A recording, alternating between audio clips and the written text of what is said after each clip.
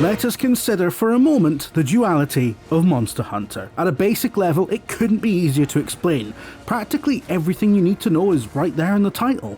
This is a series about tracking enormous beasts, clobbering them into submission, then crafting their bits into better gear, fancier weapons, endlessly repeating that cycle until you simply can't muster the enthusiasm anymore.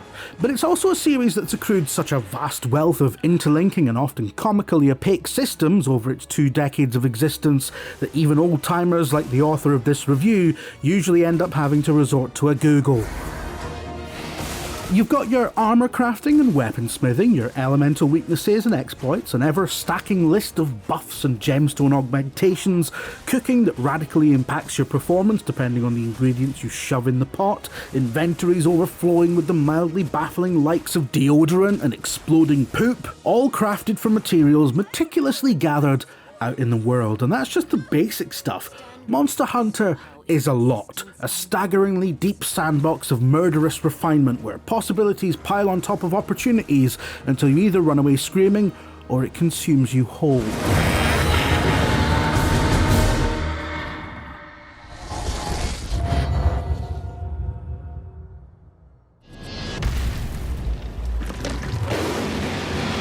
2018's Monster Hunter Worlds, a soft reboot of sorts for the series, was arguably Capcom's first real attempt at paring back some of that accumulated legacy faff in name of long overdue modernisation.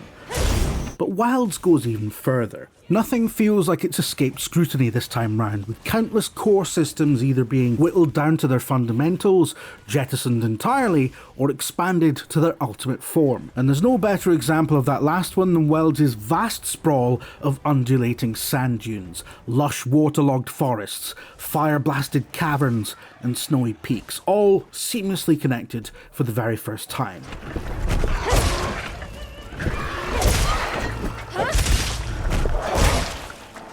That's not to say Wilds is an open-world Monster Hunter though, as expansively labyrinthine as its individual biomes often are. They're still discrete locales, linked to their neighbours by a single funnel-like point. So while it's the kind of change that sounds neat on paper, there's little meaningful impact in gameplay terms, particularly as you'll mostly be teleporting around. Where Wilds' world design does start to feel radical is in its focus on interactivity and reactivity. Weather events, wandering monsters, roaming herds, and scenery all interact to create the illusion of a living, breathing ecosystem far beyond anything the series has accomplished before. Monsters can hunt in constantly fluctuating packs to pile on the pressure. They'll scrap with huge herds of lesser wildlife, sometimes to the point where the sheer amount of chaos on screen feels a little overwhelming. Sand dunes slowly sag beneath enormous beasts, ice platforms shatter underfoot, heavy footfalls create tidal waves in rushing waters, and there's no end of crumbling spires, precarious boulders, and other environmental hazards waiting to be exploited in battle. Sure, much of this is built on the foundations laid in Monster Hunter World, but Wilds evolves those ideas to create a wilderness that is truly exhilarating in its dynamism. Eventually, biomes grow even more frenetic as Wilds piles on rarer monsters in more exotic combinations. The world enters a state of constant flux, shifting not only from day to night, but across changing seasons. Verdant fauna and abundant wildlife make way for fallow periods before vicious electrical storms, torrential rainfall and heat waves sweep in to herald a new season of plenty, each change impacting the monsters, endemic life, and other events you'll see. All this happens in real time. Sandstorms slowly creep across the horizon before engulfing the desert whole, while raindrops turn into torrents, transforming still forest pools into surging currents. Even the corpses seem to rot over time. Not all biomes are created equal. Later areas devolve into a series of rather squalid, indistinct spaces that don't have quite the same impact or sense of life as Wilds' early forest and desert biomes, but even so, the engine of movement driving the world makes for something that can be thrillingly dynamic and gloriously unpredictable when it all comes together. The end. How peculiar.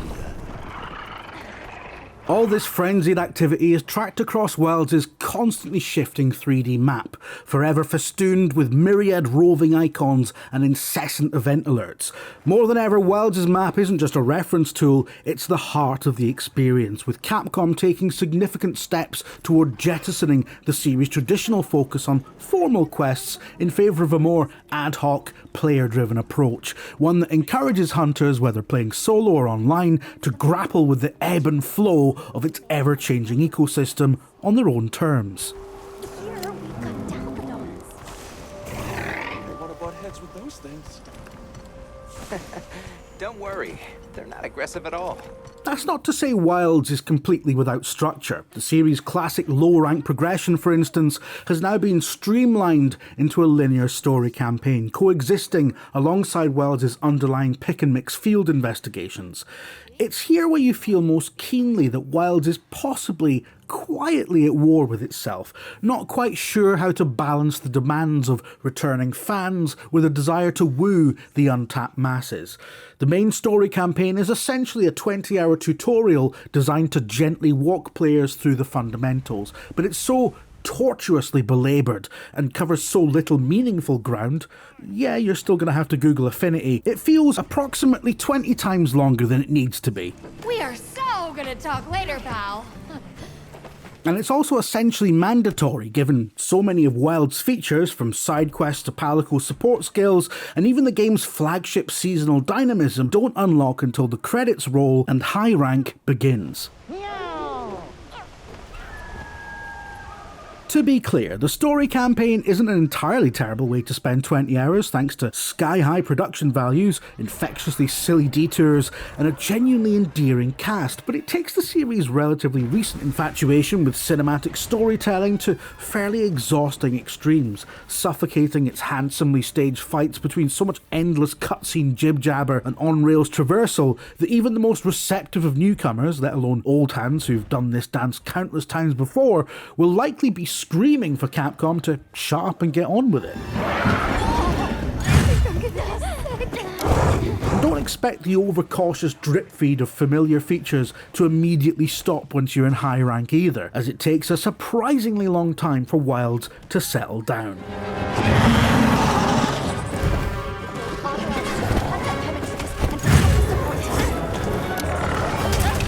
All this would be a bit unbearable, frankly, if the fighting wasn't so exhilarating. Wilds' mad alchemy of beautiful monster design, elegantly refined combat, and yes, that wonderfully dynamic world is something pretty special.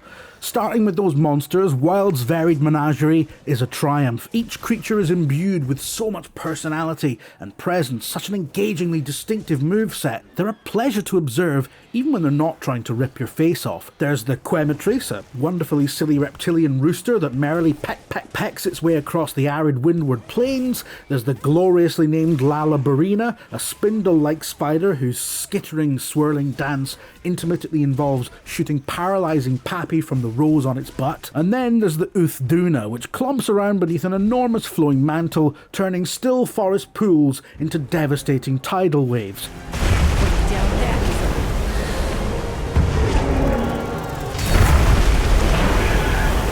Indeed, it's a hit rate that's only slightly undone by the tiresome subclass of monsters that favours relentless explosive area of effect attacks.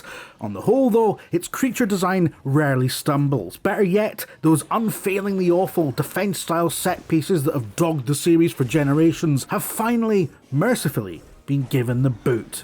There have been smart refinements to combat too. Admittedly, Wilds isn't likely to win over anyone who's so far failed to click with the series' aggressively combo-based fighting style, which has a tendency to feel a bit leaden unless you understand its flow, but it still offers a wonderfully varied toolset for those eager to explore. For starters, all 14 of the series' complementary core weapons are back, ranging from the pulverizing heft of the Great Sword and the swift dual blades, to the more exotic likes of the Insect Glaive and the delightfully absurd Hunting Horn. And while there aren't too many surprises here, various nips and tweaks, particularly to Wilds' combat-adjacent systems, combine to give the series' familiar whack and dodge rhythms a snappier pace and greater sense of fluidity. There's the new focus system, for instance, giving players the ability to inflict conspicuous wounds by wailing repeatedly on specific monster parts. In practical terms, this creates opportunities for increased damage and additional rewards, but on a more psychological level, these regular crescendo moments give the series' traditionally lengthy battles a more tangible sense of progression. Really though, it's the smaller, less showy refinements that help make the difference, all coming together to create a more consistent combat flow. Buff-giving food can now be cooked on the go, for instance, in addition to the series' familiar meat steaks, and it's possible to retrieve mid-mission supplies or switch between a choice of 2 weapons while riding on your multi-purpose bird-like secret. It's an ongoing travesty Rise's Palamutes didn't return, but we can save that conversation for later.